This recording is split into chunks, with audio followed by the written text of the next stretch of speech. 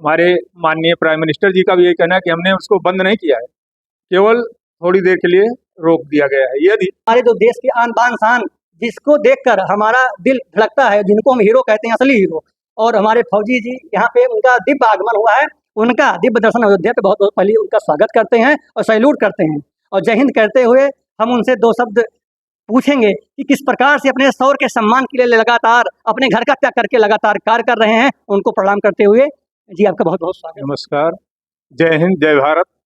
मैं retired captain BK Singh फिलहाल नगर निगम में कार्यरत हूँ। मैं जो ऑपरेशन सिंदूर की बात चली है, ऐसे ऑपरेशंस जारी रहेंगे, क्योंकि कुछ जगहों पे हम लोग थोड़ा बैकफुट पे थे। फिलहाल आज की जो कंडीशन है हमारी बॉर्डर्स पर, चाहे एयर से हो या थल से हो या जल से हो, काफ़ी हम लोग स्ट्रांग हैं। और इसी स्ट्रांग का रिजल्ट है जो अभी आप लोगों ने सबने देखा है कि रिटेलिएशन में ही सेना ने ज़्यादा से ज़्यादा सेकेंडों के अंदर तीनों रात में उससे कम से कम 100% फोर्स डाल करके कई जगहों पर उनके ध्वस्त किया गया।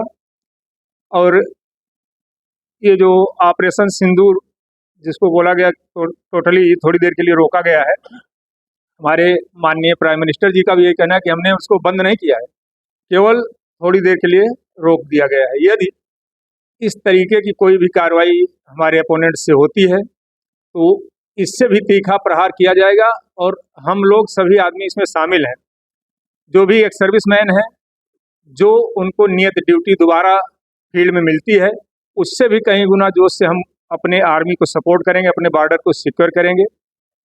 जय हिंद, जय भारत। मैं सूबेदार अमरजीत सिंह रिटायर्ड।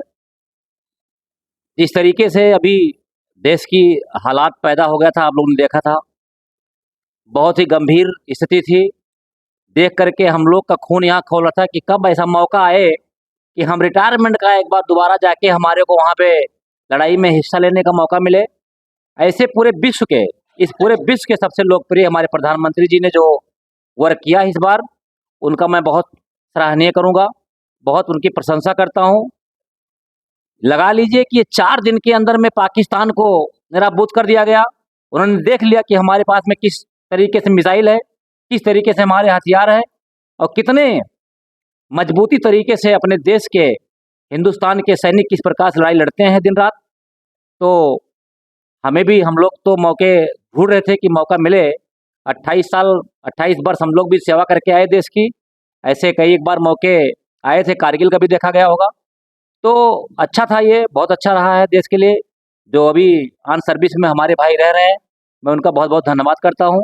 और मौके की तलाश में हम सभी यहाँ बैठे थे फिजिकली, और तैयार थे, मेंटली तैयार थे जाने के लिए।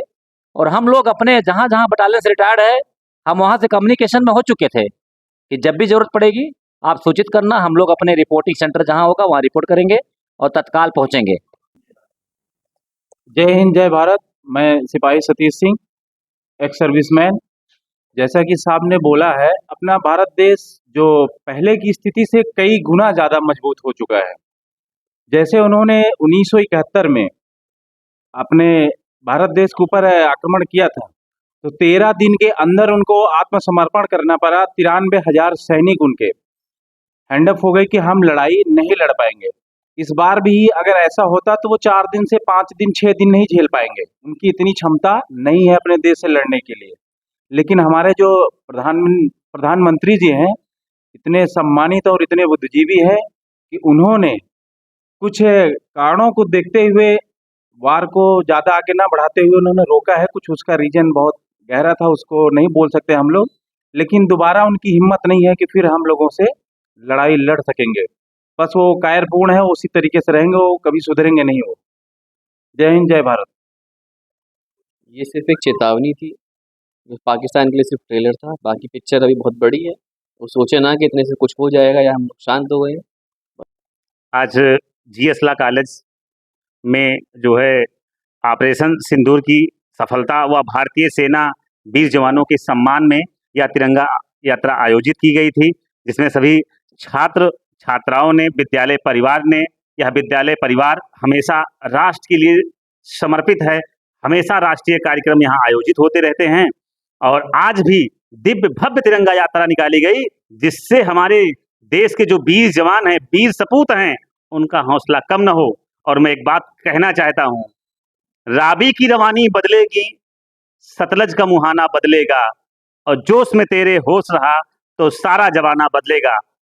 तो हमारी भारत भूमि अर्पण, तर्पण और समर्पण की भूमि है। यहाँ त्याग करना, तपस्या करना सब कुछ सिखाया जाता है। हमारे वीर जवान इतने मजबूत हैं, इतने सशक्त हैं, इतने अति उत्साही हैं कि पाकिस्तान को कई भागों में बांटना पड़ेगा तो वो पीछे नहीं हटेंगे।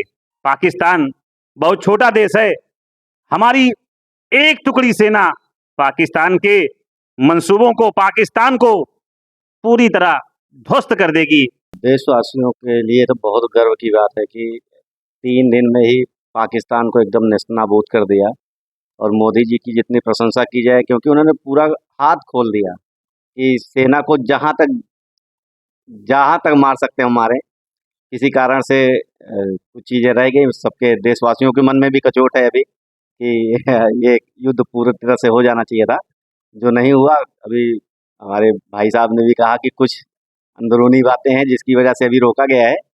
और आज जीएस कॉलेज में तिरंगा यात्रा वही ऑपरेशन सिंदूर के उपलक्ष्य में किया गया था, जिसमें काफ़ी संख्या में छात्र छात्राएं मौजूद थे।